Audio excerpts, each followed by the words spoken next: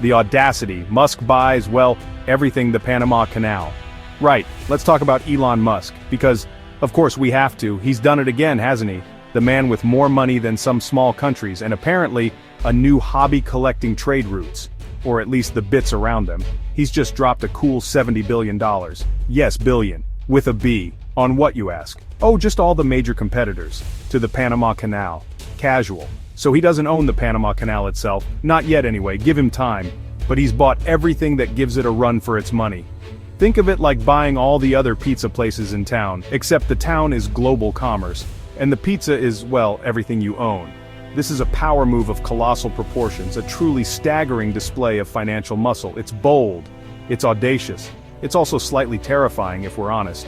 This isn't just about one rich guy buying some companies. No, this is far bigger than that. This is about control over how goods move. Across the entire planet, people. Your phones, your clothes, your bananas. Oh, he spent $70 billion. What does that even mean for global trade? Let's unpack this $70 billion shopping spree. It's not like he bought a slightly bigger yacht. He acquired major competitors to the Panama Canal. Think about that. All of them. This means alternative transoceanic routes are now under one umbrella. His umbrella, which is probably a very large, expensive umbrella. This move effectively centralizes control over a massive chunk of global maritime trade. It's a strategic masterstroke if you're him, or a strategic nightmare if you like competition. This isn't just about owning assets on a balance sheet. No, this is about operational control. Real, tangible control. He now has unprecedented authority over the passage of goods, the infrastructure, the logistics, the operations, the strategic oversight. Essentially, if you want to move a lot of stuff between oceans, you're increasingly likely to be dealing with a Musk-controlled entity. That's a significant concentration of power in the hands of one individual, who, let's remember, also builds rockets. Imagine the Panama Canal, that vital waterway, a cornerstone of global shipping.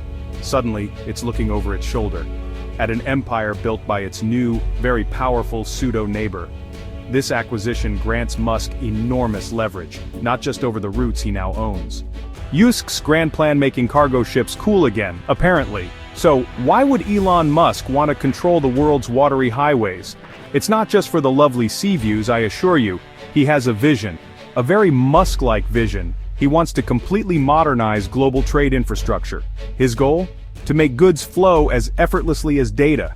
Which sounds wonderfully futuristic and efficient. Or perhaps like a recipe for a global computer says no moment. But hey, it's ambitious. You have to give him that. He's not thinking small, is he? Never has. Probably never will. The Panama Canal, or rather the ecosystem around it, is set to become a digitally optimized hub. According to the Musk playbook, of course, this involves leveraging his data-driven tech-first approach. The same kind of thinking he applied to Tesla cars and SpaceX rockets. Now, it's container ships. Imagine a cargo vessel operating with the sleekness of a Tesla, or the precision of a Falcon 9 launch. It's a bold comparison. Let's see if it floats. The aim is a unified, intelligent, efficient global trade network. This isn't just about faster ships or bigger ports. It's about a fundamental reimagining of logistics. Musk envisions an integrated transportation ecosystem, where every part works in perfect, data-driven harmony, from the factory floor to your front door. With his newly acquired routes at the very core, he wants to build something new. Robots, green dreams, and AI, the tech makeover for trade routes. Now let's get to the shiny bits, the technology, because you can't have a Musk project without a ton of tech. He's planning a full-scale technological overhaul. First up, AI-driven logistics. That's right, artificial intelligence. It will be used for dynamic route optimization, meaning computers will tell ships the smartest way to go. This should reduce fuel consumption and transit times. Hopefully the AI doesn't decide to send all ships to a single, very crowded beach. That would be awkward, and not very efficient, would it? Then there's the move towards autonomous electric transport. Think self-driving cargo trucks and self-sailing ships. No more tired captains apparently, just algorithms. This aims to eliminate inefficiencies and crucially lower those pesky carbon emissions, which is good, we like lower emissions. The transformation also includes sustainable energy integration, canal operations and port facilities powered by renewables, solar panels everywhere, wind turbines spinning merrily. The goal is zero-emission logistics chains, a green dream indeed. And it doesn't stop there. Oh no, we're talking automation on a grand scale. Drones buzzing around for last-mile delivery, automated systems managing vast inventories in warehouses.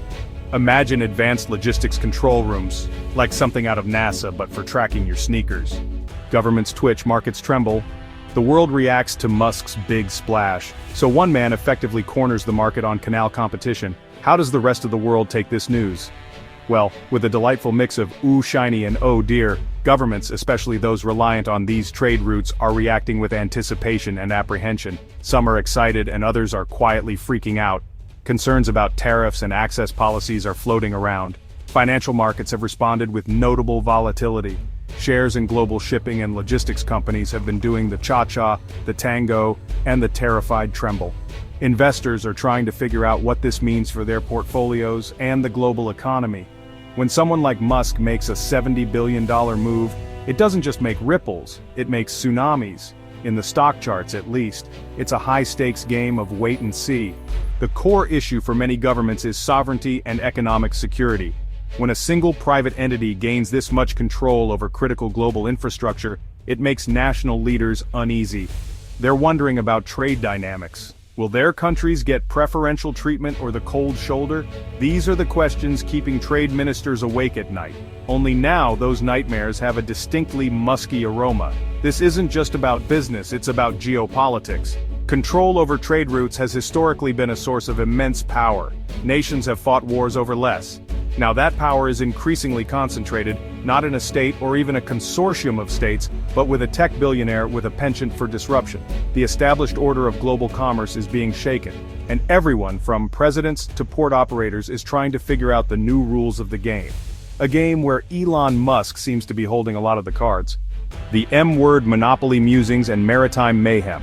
Let's talk about the elephant in the container yard. The big scary Mword Monopoly.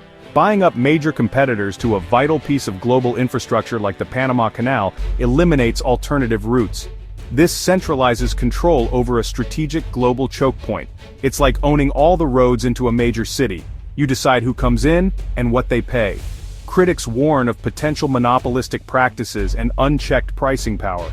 Imagine the toll fees. If there's nowhere else to go, you pay what you're told. The concentration of such significant influence over international commerce is a serious concern for economists, regulators, businesses, and you.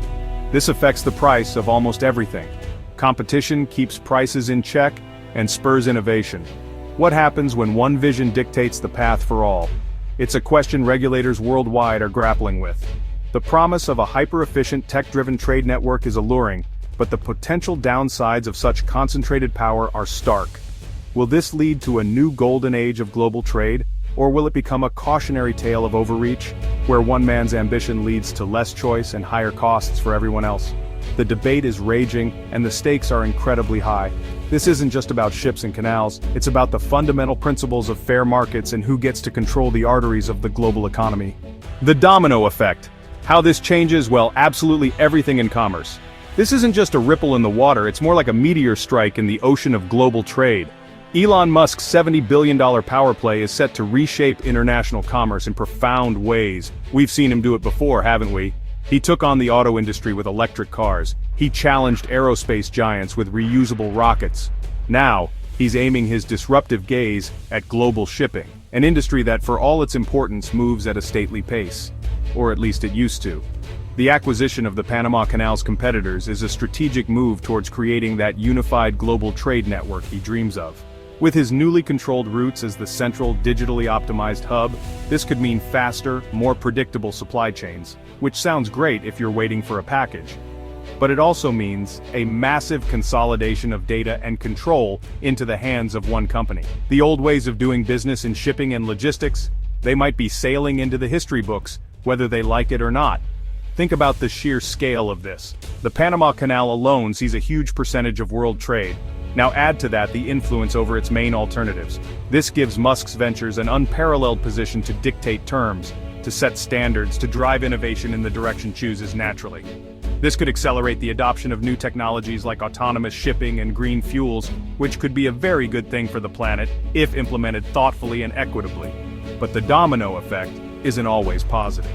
Small businesses, developing nations, traditional operators, they might find themselves struggling to adapt to this new, highly centralized, tech-driven landscape.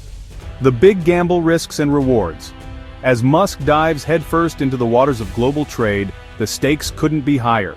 Picture this, a world where shipping routes are as optimized and efficient as a Tesla on autopilot. Sounds amazing, right? But let's not forget, with great power comes great responsibility and risk. Gap 2S. What if Musk's grand vision falters? The consolidation of so much control into one entity could lead to catastrophic supply chain disruptions if anything goes wrong. Imagine a cyber attack on Musk's digital trade network. The ripple effect could be felt worldwide, causing delays, shortages, and economic turmoil. Gap 2S. And then there's the human element. Thousands of jobs in traditional shipping roles could become obsolete as automation takes over. How will the workforce adapt to this brave new world? Will there be a safety net, or will many be left adrift in a sea of change? Gap 2S. On the flip side, the rewards are tantalizing. A streamlined, efficient global trade system could lower costs, reduce emissions, and accelerate the adoption of cutting-edge technologies. It's a high-risk, high-reward scenario that could either cement Musk's legacy as a visionary or serve as a cautionary tale of overreach. Gap 2S. The world stands at a crossroads, and the path Musk chooses will shape the future of commerce for decades to come. It's a gamble of epic proportions, with the fate of global trade hanging in the balance. Gap 2S. Stay tuned as we delve deeper into the implications of this monumental shift. The journey is far from over, and the stakes have never been higher. The ripple effect on small businesses. As Musk's grand maritime vision takes shape, it's not just the global trade giants that will feel the impact. Small businesses, the backbone of many economies, stand on the precipice of profound change. Gap 2S. Imagine a small family-owned business that relies on international shipping to export handmade crafts. With Musk's streamlined, tech-driven shipping routes, their goods could reach global markets faster and more efficiently. Lower shipping costs and quicker delivery times could open new doors, allowing them to compete on a level playing field with larger corporations. Gap 2S. But there's a flip side. The same efficiency that could benefit small businesses might also overwhelm them. The pressure to adapt to new technologies and automated systems could be daunting. Will they have the resources to keep up, or will they be left behind in a rapidly evolving landscape? Gap 2S. And let's not forget the potential for increased competition. As barriers to entry lower, more players could flood the market, making it harder for small businesses to stand out. The very efficiency that promises to elevate them could also intensify the competitive pressures they face. Gap 2S. Yet, amidst the uncertainty, there is hope. Innovation often springs from the most challenging circumstances. Small businesses have always been resilient, adapting and evolving to meet new challenges. Gap 2S. As we navigate this new era of global trade, the resilience and ingenuity of small businesses will be tested like never before. Will they rise to the occasion and seize the opportunities that Musk's vision presents, or will they struggle to stay afloat in a sea of change? The answer could redefine entrepreneurship in the 21st century. Gap 2S. Stay with us as we explore the unfolding story of small businesses in this brave new world of global trade. Future forecast shiny tech utopia, or just a very pricey water toll? What does the future hold for global trade now that Elon Musk is a shipping magnate? Will his vision lead to a utopia of seamless, green, energy-powered trade? Or will it become a tale of monopolistic overreach and higher costs? The world watches with awe and anxiety. This move could redefine global commerce for generations. Will it be a streamlined paradise or a costly toll? This journey is just getting started,